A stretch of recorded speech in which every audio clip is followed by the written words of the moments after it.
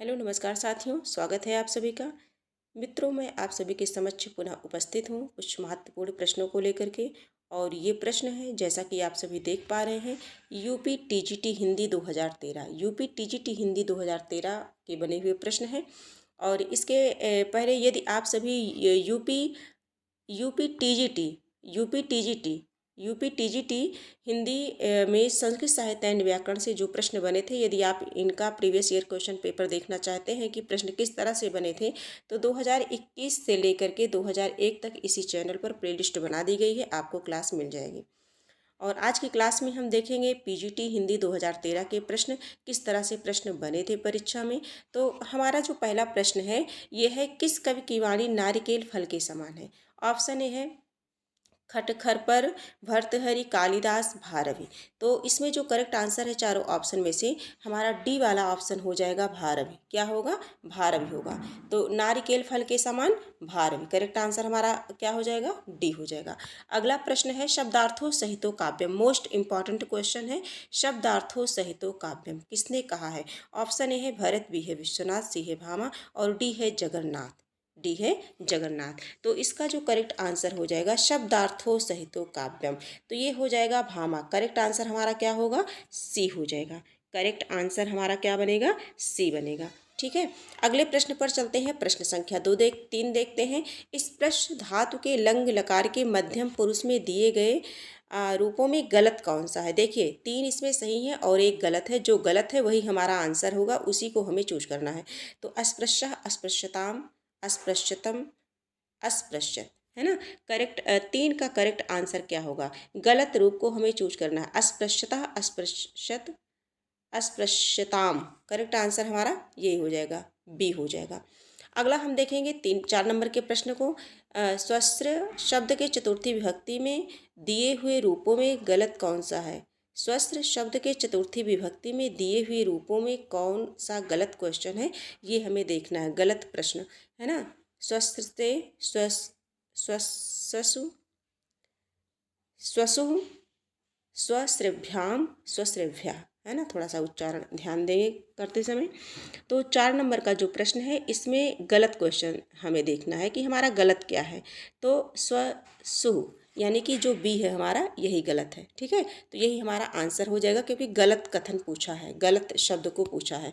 अब प्रश्न संख्या 4 देखेंगे।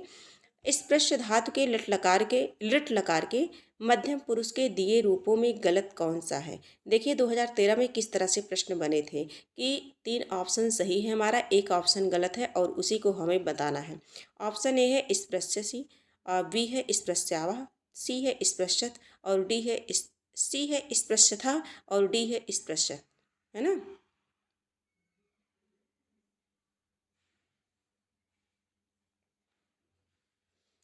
आगे देखेंगे हम सभी। इसका जो करेक्ट आंसर होगा 5 का करेक्ट आंसर होगा स्पृश्यावा, है ना। ये करेक्ट आंसर हमारा क्या बनेगा? बी बनेगा। अगले प्रश्न पर हम चलते हैं। प्रश्न संख्या 6 देखते हैं। अद्भुत रस का स्थायी भाव है। जुगुप्सा, क्रोध, विस्मय और निर्वेद्य के बीच में एक इजी सा प्रश्न आ गया। अद्भुत रस का स्थायी भाव बताना है हमें। प्रश्न संख्या 6, तो अद्भुत का क्या हो जाएगा? विस्मय हो जाएगा। करेक्ट आंसर सी होगा। भरत मुनि ने गुणों की संख्या बताई है। भरत मुनि ने गुणों की संख्या बताई है 10, 8, 9 और 7। चारों ऑप्शन में से बताना है मुझे। तो आचार्य भरत मुनि ने गुणों की संख्या कितनी बताई है? 10 बताई है। करेक्ट आंसर हमारा ए हो जाएगा। अगला प्रश्न हम देखते हैं। प्रश्न संख्या 8 देखेंगे। मुद्रा राक्षस नाटक का नायक कौन है? मुद्रा राक्षस नाटक का नायक कौन है? प्रश्न संख्या 8, तो इसका हो जाएगा चाणक्य। करेक्ट आंसर हमारा सी हो जाएगा। अगला प्रश्न देखेंगे। 9 नंबर का प्रश्न है। काव्य शोभाकारान धर्मान अलंकारान प्रचक्षते किसने कहा है?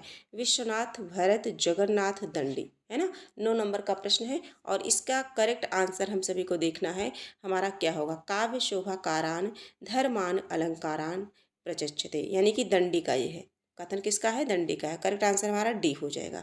यदि आप डीपली क्लास चाहते हैं तो चैनल पर सारी क्लास हो चुकी हैं, आप देख सकते हैं, प्लेलिस्ट बना दी गई है। इसमें हम सब केवल प्रश्नों को देख रहे हैं, किस तरह से प्रश्न पूछे जाते हैं और उनके आंसर को देख रहे हैं। अस्मद शब्द के पंचमी विभक्ति, अस्मद शब्द के पंचमी विभक्ति में दिए हुए रूपों में कौन गलत है?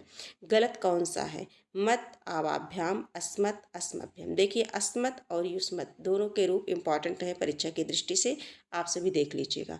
तो 10 नंबर का जो प्रश्न है इसका करेक्ट आंसर हो जाएगा अस्मभ्यम। क्या हो जाएगा? अस्मभ्यम। गलत पूछा है और गलत हमारा डी है, अस्मभ्यम हो जाएगा। अगला देखेंगे, आनंदवर्धन का संबंध इनमें से किससे है? प्रश्न संख्या 11 है। आनंदवर्धन का संबंध इनमें से किससे है? अलंकार संप्रदाय, रीति संप्रदाय, वक्रोक्ति संप्रदाय, ध्वनि संप्रदाय। 11 नंबर का जो प्रश्न है इसमें है आनंदवर्धन का संबंध इनमें से किससे है? तो ध्वनि संप्रदाय से है। जैसा जानते हैं आनंदवर्धन किससे संबंधित है? ध्वनि संप्रदाय से। तो करेक्ट आंसर हमारा डी हो जाएगा। रघुवंश महाकाव्य में सर्ग हैं, है ना? रघुवंश महाकाव्य में सर्ग हैं, 12 नंबर का प्रश्न है। तो रघुवंश महाकाव्य में कितने सर्ग हैं? 19 सर्ग हैं, है ना? कालिदास की रचना है, इसमें कितने सर्ग हैं? 19 सर्ग हैं। करेक्ट आंसर हमारा बी बनेगा। रमणीयार्थ प्रतिपादक शब्द काव्यम, परिभाषा किसकी है? रमणीय अर्थ का प्रतिपादन करने वाले शब्द काव्य कहलाते हैं। भरत, जगन्नाथ, भामा, विश्वनाथ। 13 नंबर का प्रश्न है, प्रश्न संख्या 13। तो ये क्या हो जाएगा? जगन्नाथ हो जाएगा। करेक्ट आंसर हमारा क्या बनेगा? बी बनेगा। रमणीय अर्थ प्रतिपादक शब्द काव्य आचार्य पंडित जगन्नाथ जी का है। आगे हम देखेंगे 14 नंबर के प्रश्न को। प्रारभ्यते ना खलु विघ्न भयन नीचहि में कर्ता कौन है? मध्या, उत्तमा, नीचे, साधारण। तो इसमें हो जाएगा सी ऑप्शन, नीचे। ठीक है, करेक्ट आंसर जो है नीचे ही, ये जो है हो जाएगा सी ऑप्शन। अगला देखेंगे। हाँ, इस प्रकार से 14 प्रश्न हम लोगों ने देखा। किसका? पीजीटी, हाँ पीजीटी हिंदी, पीजीटी 2013 में हम लोगों ने 14 प्रश्नों को देखा। फिर अगली क्लास में हम सभी देखेंगे 2011 के प्रश्नों को। तो आज की क्लास यहीं हम कंप्लीट करते हैं। और किस तरह से प्रश्न परीक्षा में बनते हैं शायद थोड़ा बहुत अनुभव आप सभी को हो जा रहा होगा, है ना? तो आज की क्लास यही है। मैं कुछ ना कुछ महत्वपूर्ण तथ्य लेकर के आप सभी के समक्ष उपस्थित होती रहूँगी। फिर मिलूँगी मैं, तब तक के लिए धन्यवाद।